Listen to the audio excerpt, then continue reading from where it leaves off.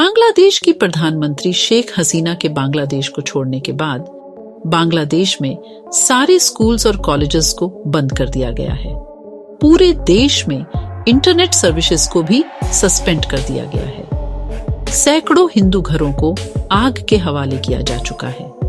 हिंदू मंदिरों को तोड़ा जा रहा है और स्टूडेंट प्रोटेस्ट के नाम पर कई हिंदुओं की हत्या कर दी गई है। सिताबगंज में हिंदुओं के घरों में लगातार हमले किए जा रहे हैं। टाइम्स ऑफ इंडिया की रिपोर्ट के मुताबिक बांग्लादेश के रंगपुर में आवामी लीग से जुड़े हिंदू काउंसलर और उनके भतीजे को जहादियों की भीड़ ने मार डाला। इस वीडियो में आगे जानेंगे कि कैसे एक आम स्टूडेंट प्रोटेस्ट जो कि शुरुआत में पीसफुल था, अब पॉलिटिकल स्टेप लेकर एक हिंसक, एंटी नेशनल और एंटी हिंदू आंदोलन में बदल चुका है।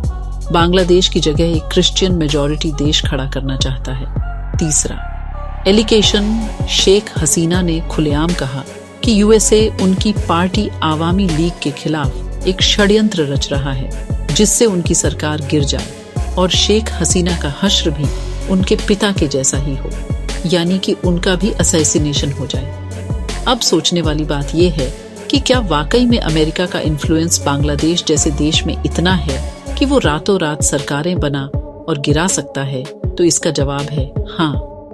5 जून 2024 को बांग्लादेश हाई कोर्ट का एक डिसीजन आता है कि देश में बांग्लादेशी फ्रीडम फाइटर्स के बच्चों के लिए सिविल जॉब्स और एजुकेशन में जो रिजर्वेशन रखा गया था वो आगे भी जारी रहेगा। ये खबर आते ही पूरे देश में एकदम से स्टूडेंट प्रोटेस्ट शुरू हो गए और स्टूडेंट बांग्लादेशी पीएम से इस रिजर्वेशन को खत्म करने की मांग करने लगे। लेकिन जानने वाली बात यह है कि इस रिजर्वेशन को शेख हसीना 2018 में खत्म कर चुकी थी। लेकिन जब हाई कोर्ट ने फैसला सुनाया कि रिजर्वेशन वापस से लागू किया जाएगा तो शेख हसीना को एक प्रेस कॉन्फ्रेंस करनी पड़ी और इस कॉन्फ्रेंस में शेख हसीना ने एक ऐसा स्टेटमेंट दिया जिसकी वजह से आज उन्हें अपना ही खुद का देश छोड़कर भागना पड़ा। उन्होंने कहा कि हाई कोर्ट के डिसीजन को हमें रिस्पेक्ट करना चाहिए, क्योंकि अगर हमारे देश के फ्रीडम फाइटर्स के बच्चों को रिजर्वेशन नहीं मिलेगा तो क्या रजाकार्स के बच्चों को मिलेगा, जिसमें रजाकार का मतलब होता है देशद्रोही। प्रोटेस्ट के बावजूद प्रोटेस्ट दबने की बजाय और भड़क गया और सोचने वाली बात यह है कि अब तक इन बच्चों की मांग जो केवल रिजर्वेशन को हटाने की थी, अब वो डिमांड्स पीएम को हटाने की हो चुकी थी। #स्टेप डाउन हसीना के पोस्टर्स रातों रात हर जगह फैल गए और ट्विटर में भी ये हैशटैग ट्रेंड करा दिया गया। एक पीसफुल और हम्बल डिमांड ने अचानक ये पॉलिटिकल टर्न कैसे ले लिया और ये प्रोटेस्ट अचानक से एंटी गवर्नमेंट कैसे बन गया? इस ऑर्गेनाइजेशन ने बड़ी ही चालाकी से बांग्लादेश की सभी बड़ी यूनिवर्सिटी जैसे ढाका यूनिवर्सिटी, जहांगीर यूनिवर्सिटी के छात्रों और टीचर्स को भड़काया और उन्हें इस प्रोटेस्ट में अपने फायदे के लिए शामिल किया। इस फाउंडेशन को CIA द्वारा फंड किया जाता है और ये सुनिश्चित करता है कि दूसरे देशों में भी वही सरकारें रहें जो कि USA की विचारधारा से काम करें।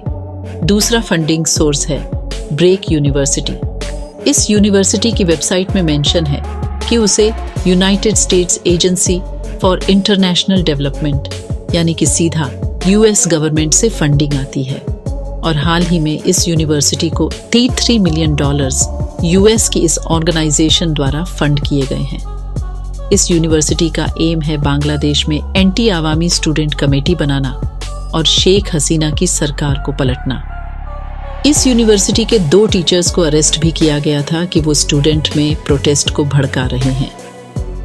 ये सब डिटेल सुनकर आप भी सोच रहे होंगे कि US इज एंटी नेशनल और एंटी गवर्नमेंट यूनिवर्सिटी को फंड क्यों कर रहा है? तो इसका आंसर है कि US हर देश में ऐसी सरकार चाहता है जो US के लिए बेनिफिशियल हो, चाहे पॉलिटिकली हो या फिर किसी और तरह से। और इसी वजह से इंडिया में भी कई दंगों के पीछे अमेरिका की जानी मानी ऑर्गेनाइजेशन का हाथ होता है, जिसका एग्जाम्पल है इंडिया में हाल ही में हुआ फार्मर्स प्रोटेस्ट। ये प्रोटेस्ट भी पहले तक पीसफुल था, लेकिन धीरे धीरे इसने पॉलिटिकल टर्न लिया और हिंसक बन गया। इंडिया के कई इंटेलिजेंस सोर्सेज ने यह कंफर्म किया था कि इंडिया में अमृतपाल सिंह, जो फार्मर्स प्रोटेस्ट का मेन लीडर था, वो पूरी तरह आईसिस से जुड़ा हुआ था और केवल यही तक नहीं, जॉर्ज सोरोस नाम का अमेरिकन बिलियनियर मोदी गवर्नमेंट को हटाने के लिए 8,000 करोड़ रुपए इन्वेस्ट कर चुका है। और ये बात जॉर्ज खुद कंफर्म करता है कि वो इंडिया में मोदी गवर्नमेंट को किसी भी हाल में हटाना चाहता है और एक ऐसी सरकार बनाना चाहता है जो यूएस के लिए बेनिफिशियल हो। इसके लिए ये लोग कुछ ग्राउंड लेवल लीडर्स को चुनते हैं और कभी कभी तो अपोजिशन पार्टी के बड़े नेताओं को, जो कि आम जनता के दिमाग में ये नैरेटिव डालते हैं कि ये सरकार तानाशाह है, आपके ह्यूमन राइट्स का वायलेशन हो रहा है, तो इस सरकार को गिरा देना चाहिए।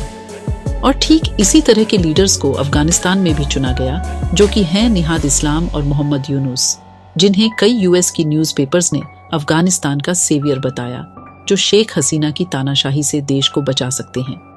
आपका इस बारे में क्या ख्याल है, कमेंट करके जरूर बताएं।